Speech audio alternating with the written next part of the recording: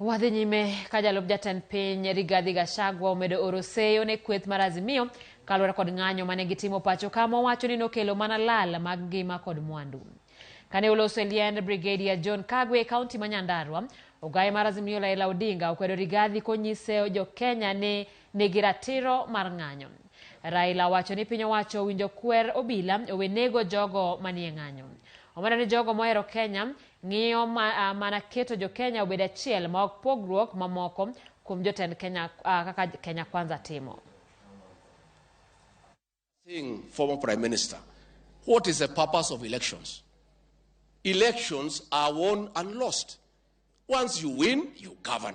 Once you lose, you become the opposition.